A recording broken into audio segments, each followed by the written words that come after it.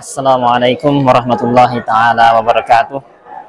Saya Muhammad Fathuel Rahman Awing, penyuluh agama Islam, Kecamatan Bentuharu, Kabupaten Kepulauan Selayar, Sulawesi Selatan.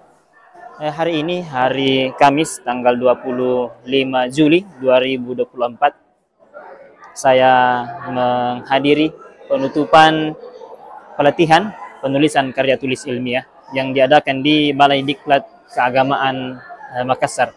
Seiring dengan semakin berkembangnya pesantren-pesantren tahfizul Quran, rumah-rumah tahfiz, halaqah-halaqah tahsin Al-Quran, tentu ada saja tantangan keilmuan yang dihadapi oleh rekan-rekan kita yang terlibat di lembaga-lembaga tersebut.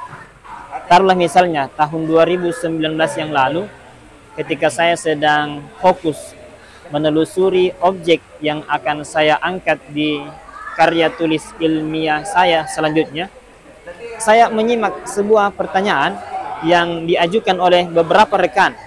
Dan rekan-rekan yang bertanya ini bukan kaleng-kaleng. Ada di antara rekan yang bertanya ini berasal dari kalangan muwajjih, yaitu pengajar yang membimbing dan memperbaiki bacaan Al-Quran. Dan juga ada yang bertanya dari kalangan santri hafizul Quran. Adapun yang ditanyakan pada waktu itu adalah lafaz itu nih yang terdapat pada ayat 4 surah Al-Ahqaf. Mengapa hamzah wasal pada lafaz itu nih dibaca kasrah, dibaca i? Padahal kan huruf ketiganya itu berharakat dhammah, yaitu dhammahnya huruf ta. Dan kaidahnya kan ketika huruf ketiga berharakat dhammah, maka hamzah wasal juga dibaca dhammah. Jadi kenapa dibaca i? Itu nih. Kenapa tidak dibaca utu nih? Saya kemudian berselancar di Google Scholar untuk mencari jurnal yang membahas tentang fi'il mu'tal kosakata Al-Quran.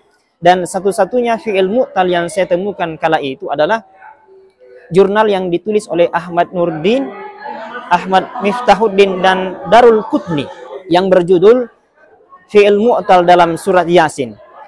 Di pelatihan penulisan karya tulis ilmiah yang berlangsung beberapa hari ini, kita pun diperkenalkan dengan penelusuran jurnal di Sinta dan Scopus. Saya kemudian mencari jurnal Fi'il Mu'tal di Sinta dan saya belum menemukan. Kembali lagi ke pertanyaan tadi, sebenarnya lafaz itu nih asalnya adalah itiyuni. Itiyuni. Jadi huruf ketiganya itu adalah huruf ta yang berbaris kasrah. Terjadi penghapusan harakat kasrah dan dihapusnya huruf ya. Inilah yang kemudian disebut dengan proses iqlal. Sebenarnya begitu banyak fi'il mu'tal dalam Al-Quran yang mengalami proses iqlal. Akan tetapi hanya satu, hanya lafaz itu nih yang dipertanyakan karena adanya kasus hamzah wasal di awal lafaz yang memancing untuk dipertanyakan. Seperti halnya lafaz qila. Sebenarnya telah mengalami proses iqlal. Jadi berangkat dari rumus dumma awwaluhu wa kusira ma qabla akhirih. Didomahkan huruf awal dan dikasrahkan sebelum huruf akhir, sehingga kata dasar qawala menjadi kuila. Harakat kasrah pada huruf illat waw dipindahkan ke huruf qaf, dan waw secara otomatis disukunkan karena harakatnya telah dipindahkan, maka jadilah kiula. Huruf waw sukun didahului oleh harakat yang bukan pasangannya, maka waw sukun diganti menjadi ya sukun sebagai pasangan dari harakat kasrah, yaitu kasrahnya qaf, sehingga kiula menjadi kila. Lafaz kila inilah yang disebutkan pada ayat wa qila man raqa. Contoh lain, lafaz ta'udunna pada ayat au la ta'udunna fi millatina, asalnya adalah ta'udunanna.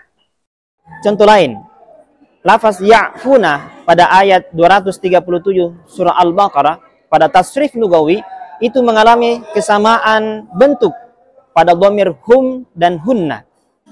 Adapun pada dhamir hum asalnya adalah ya'fuuna, mengikuti wazan yaf'uluna. Jadi hum ya'fuuna. Sebenarnya terdapat ratusan fi'il mu'tal dalam Al-Quran yang telah mengalami proses iqlal. Hanya saja kita membutuhkan referensi yang mengandung penjelasan secara utuh bagaimana meramu adonan, baik itu adonan harakat dan huruf, sehingga terbentuk kosakata fi'il mu'tal sebagaimana yang termaktub dalam Al-Quranul Karim. Dan alhamdulillah saya telah menyusun sebuah buku yang saya beri nama Al-Mu'tal, Tasrif Lugawi Fi'il Mu'tal Kosakata Al-Quran.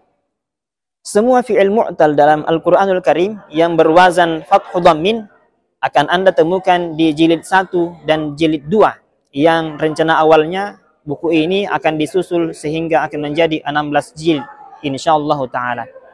Semoga buku sederhana ini bisa bermanfaat untuk kita semua para pembelajar bahasa Arab Al-Quran. Salam literasi. Assalamualaikum warahmatullahi wabarakatuh.